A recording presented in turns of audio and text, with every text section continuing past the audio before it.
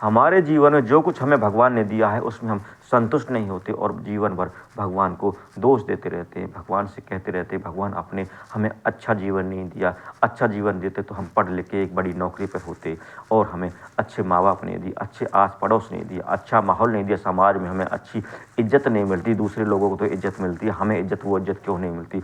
इस तरह हम भगवान को दोष देते रहते हैं, लेकिन ये सब हमें भगवान की कमी से नहीं है, हमारे पूर्व जन्मों का कर्म होता है। हम पूर्व जन्म में जैसे कर्म करते हैं हमें उसी तरह का हमें अगले जन्म में जीवन मिलता है, उसी तरह की परिस्थितियों में हमें भगवान पैदा करता है। इसलिए हमें भगवान को दोष नहीं देना चाहिए और अपने कर्मों को सुधारना चाहिए।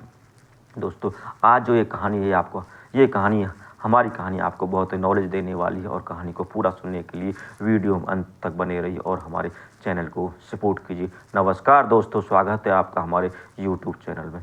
एक गांव में दो किसान रहा करते थे। दोनों किसान बहुत अच्छे दोस्त थे।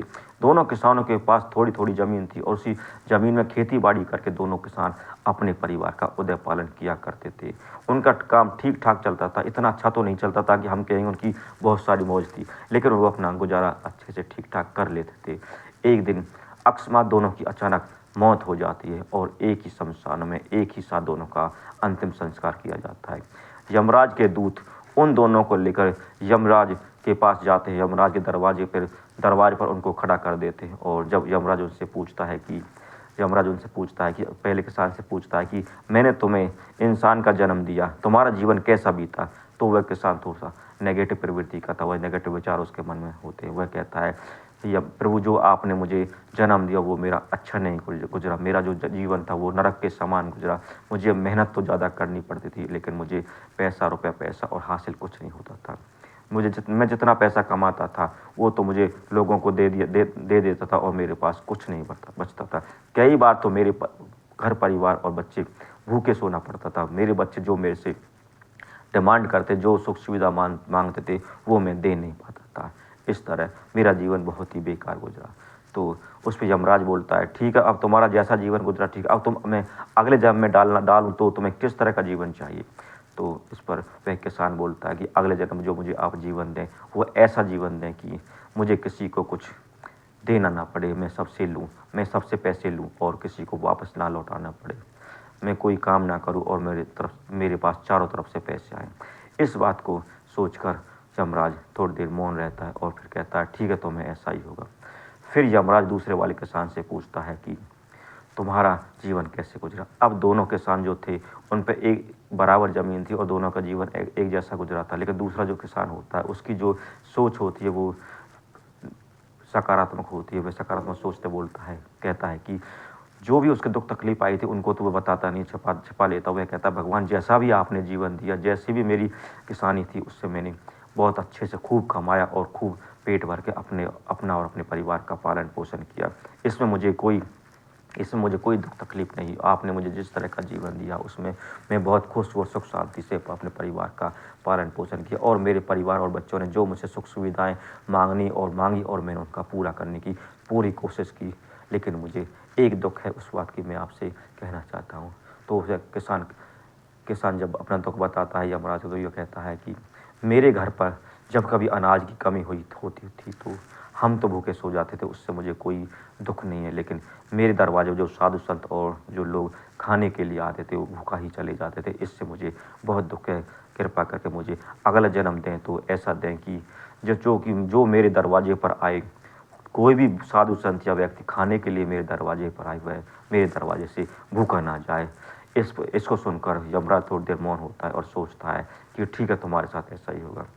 अब दोनों किसानों को उनके कहे अनुसार जैसा वो कहते हैं इस तरह का जन्म देकर यमराज अगले जन्म में उनको उसी गांव में भेज देता है और दोनों एक ही मोहल्ले में जन्म लेते हैं। अब धीरे धीरे बड़े होते हैं तो यमराज के कहे अनुसार उनके भाग्य का निर्माण होने लगता है। ये जो पहला किसान होता है, जब वह कहता है कि मुझे अब कमाना ना पड़े और चारों तरफ से मेरे पास पैसा है और मैं किसी को वह पैसा वापस भी नहीं दूँ, उसके कहे अनुसार भगवान उसे भिखारी बना देता है। क्योंकि भिखारी के पास तो चारों तरफ से पैसे ही पैसे आएंगे, और भिखारी किसी को क्या दे सकता है, तो इसलिए उसे भिखारी बना देता है।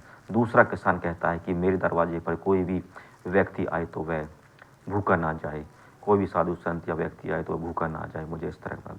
अब दूसरे किसान को भगवान धीरे धीरे अमीर बना देता, क्योंकि जब उसको अमीर बनाएगा तभी तो लोगों को खाना खिलाएगा। अगर वो गरीब ही बना रहेगा तो भगवान तो वह किसान किसी को क्या खिलाएगा। इसलिए भगवान उसको धीरे धीरे इतना अमीर बना देता है कि उसके दरवाजे पर कोई भी साधु संत या व्यक्ति खाने के लिए आता है तो वह वहाँ से भूखा नहीं जाता। दोस्तों, ये दोनों की सोच का फ़र्क होता है। एक किसान की नेगेटिव सोच थी तो उसने भगवान से अपनी जीवन की सारी कमियां भगवान के सामने बता दी।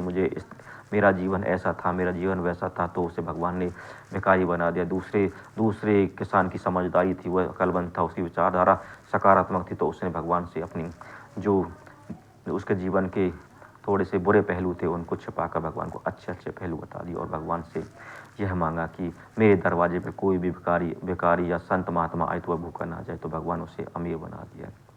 दोस्तों, यह उस किसान की तरह हमें अपने जीवन में पॉजिटिव सोच लानी चाहिए।